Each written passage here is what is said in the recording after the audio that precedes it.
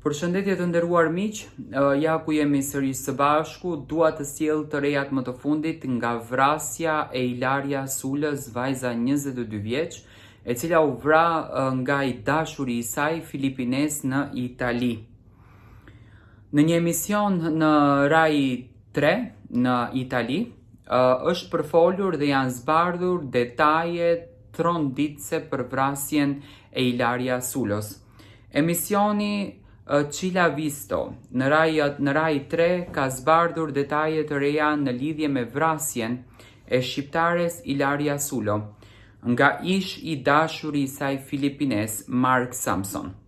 Programi sjell dëshmitë e një vajze e cila tregon bisedat që kishin bërë me të riun, I cili kishte shkruar si para ashtu edhe pas vrasjes së Ilarias.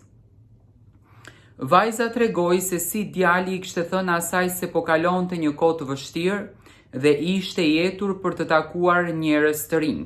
Ai më tha se po kalonte një kohë të keqe dhe donte të bënte miq të rinj, shpjegoi dëshmitarja. Vajza tha se ajo dhe Marku sa po ishin takuar përmes chatit dhe se ai, pasi kishte thënë se ishte në dispozicion për ta takuar, një ditë para vrasjes së 22 vjeçares, ai e kishte pyetur nëse kishte ndonjë shok dhome. Ai më pyeti nëse kisha ndonjë shok dhome dhe më dërgoi mesazhe gjatë gjithë ditës më 25 mars. Ai vazhdoi të kërkonte të na shihte, shpjegoi vajza, duke kujtuar këmbënguljen e këtij djali. E reja më pas tha se Marku I kishte dërguar fotot për fshir një të bërë në zonën Furio Camilo ku jetonte kjo vajzë. Ai më shkroi se po kalonte një kohë të keqe dhe donte të bënte miq të rinj. Tha ajo duke lënë të kuptohet se ai po përpiqej të lidhej me të, edhe pse ajo nuk po I përgjigjej mesazheve të tij. Qëndrimi I gjithnjë më këmbëngulës I Markut ngriti një dyshim në rritje tek vajza e cila tregon se ai kërkonte që të bënin një bisedë, madje I dërgonte edhe fotografi. Edhe pse ajo nuk u përgjigj, ai vazhdoi t'i dërgonte mesazhe dhe t'i telefononte, duke shfaqur shenja këmbënguljeje të vazhdueshme, ku më pas përsëri kur Ilaria ishte vrarë, ai vazhdonte të kërkonte një takim me këtë vajzë. Ai filloi të këmbëngulte se donte të vinte në shtëpinë time dhe të sillte pije. Unë I thash, jo, duke thënë se I dashuri im ishte në shtëpi, për ta larguar nga qëllimi I tij. Shtoi vajza duke përshkruar një mesazh në të cilin Marku, I shoqëruar me një foto të një brioshi, u përpoq ta shtynte për ta takuar. A mund të qëndroj me ju? Unë do t'ju sjell një briosh, shkroi Mark Samson.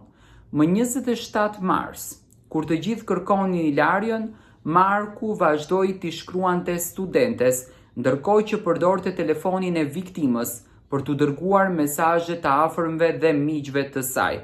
Më pas e reja ka marrë një mesazh nga një mikeshe e cila I ka treguar se Marku ishte ish I dashuri I Ilaria Sulës. Mendimi im I parë ishte kjo mund të më kishte ndodhur mua, tha ajo duke kujtuar momentin kur e kuptoi të vërtetën. Vajza ka treguar edhe për një epizod që e ka bërë edhe më të dyshimt, një mbrëmje kur telefonit më I kishte mbaruar bateria dhe po ktheheshte në shtëpi dhe ai më priti në dalje të metros në Furio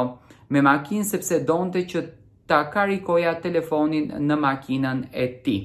Do me thënë, sipas rrëfimit të kësaj vajzës në ditën e djeshme në një emision në një televizion në Itali, vajza ka treguar që Marku ka patur probleme psiqike, le të themi, sepse në atë formë të qonë rrëfimi I kësaj historie, dhe gjatë kohës kur e ka vrarë Ilarion në Itali në apartamentin e tij, që këtu do me thënë tashmë dyshojnë që edhe prindërit e kanë ndihmuar Markun që ta fshehën sa më shpejt kufomën që mos të duken detajet. Më pas Marku e ka larë dhomën, e ka pastruar, ka marrë dhe atë qilimin që ka qenë tek ajo dhoma, edhe e ka hedhur në mbeturina që mos duket asnjë lloj detaj. Dhe më pas, do me thënë, pasi e ka vrarë Ilarion, e ka kryer të gjithë këtë gjën, këtë tmerrin e madh, Marku ka vazhduar të shkruan me këtë vajzën që janë njohur rastësisht. Tani, në momentin kur është vrar Ilaria Sula, me patjetër që lajmi është bërë publik në për të gjitha rrjetet sociale, një shoqe e ngushtë e kësaj vajze i ka thënë që ky Mark Samson, që në fakt po të shkruan ty sepse kjo shoqja ka informuar shoqen e saj, dyshohet të jetë vrasësi apo ka qenë i dashuri i Ilaria Sulës. Do me thënë, vrasja e Ilariës nuk ka ardhur nga hiçi.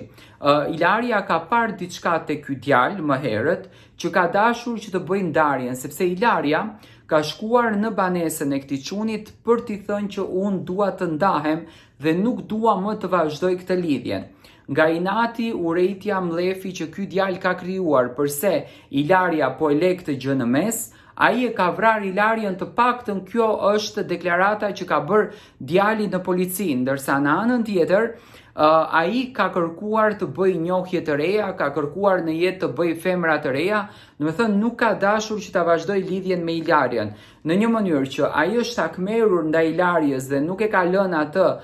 të lirë, do të thënë psikologjia e tij, mund të bëjmë një analizë të shpejtë, duke thënë që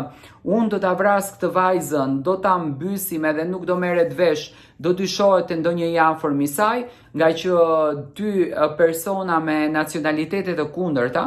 por dhe ka vazhduar ai, do të thënë, rrjedhojën dhe përditshmërinë duke i shkruar një vajzës tjetër me shumë gjak ftohtësi, gjë të cilën e ka bërë edhe në kohën kur ka takuar babain e Ilariës, ka qenë shumë gjak ftohtë, sikur nuk ka ndodhur asnjë gjë, edhe pse ai ka qenë personi që ua ka vrarë fëmijën e tyre. Do të thënë është një tragjedi që e ka kapluar këtë familjen dhe nga e gjitha kjo që ne këtu do të zbulojmë, jam shumë i bindur për këtë, e gjithë kjo e vërteta do del që Ilaria ka qenë non stop e kërcënuar nga ky tipi që ka patur probleme mendore, që jam shumë i bindur që Ilaria e ka ditur apo e ka zbuluar problemin psiqik të këtij djali dhe më pas do të thënë do bëhet situata sikur ky djalë nuk ka ndodhur asnjë gjë, sepse Ilaria tashmë nuk është për ta treguar këtë të vërtetën. Ilaria besoj që e ka kuptuar se çfarë njeriu është edhe ku ka arritur me mendjen ky dhe ndoshta kjo ka qenë arsyeja dhe pse ka ndashur, pse Ilaria ka kërkuar që të ndahet nga ky, por do me thënë kjo vajzë sot del në media dhe thotë që mund të isha unë viktima e radhës te ky djali i cili ka treguar një çunin shumë gentil, i cili ka treguar një djalë të mrekullueshëm, por në anën tjetër nëna e këtij djali nuk e ka dashur fare Ilariën, gjë të cilën e ka deklaruar edhe në policinë italiane që unë nuk e doja Ilariën në shtëpi sepse Ilaria e defokusonte Markun nga mësimet edhe nga shkolla.